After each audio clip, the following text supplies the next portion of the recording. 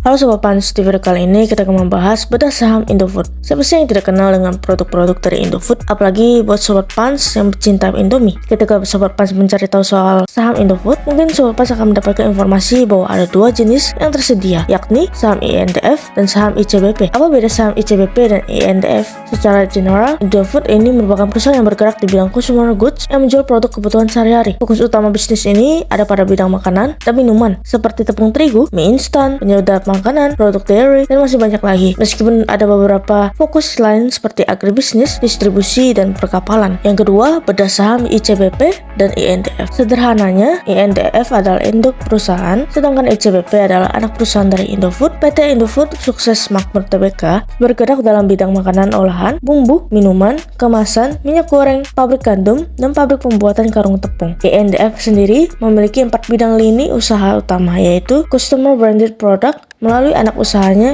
ICBP yang memproduksi makanan ringan, minuman, dan bumbu dapur. Yang kedua, grup Bogasari, produsen tepung terigu dan pasta dengan operasi bisnis yang didukung oleh unit pengiriman dan pengemasannya sendiri. Yang ketiga, agribisnis yang bergerak pada bidang CPO. Untuk anak usaha INDF di bidang agribisnis yang go public yaitu PT Salim Infomas Pratama dan PT PP London Sumatera Indonesia Tbk. Yang keempat, distribusi dan pengemasan barang perkapalan. Dari keempat bisnis di atas, PT Indofood CBP Sukses Makmur Tbk berada pada Customer Branded Product yang memproduksi dan menjual makanan ringan, bumbu masakan, minuman kemasan, makanan cepat saji, susu, pasta, biskuit, dan produk-produk ringan lainnya. ICBP juga tergolong dalam saham blue chip karena mapan dan memiliki fundamental baik. Pertumbuhan penghasilan perusahaan terus tumbuh secara konsisten dari tahun ke tahun. Perusahaan ini mampu menghasilkan laba dengan ROA hingga 21% dan ROA sebesar 13,7%.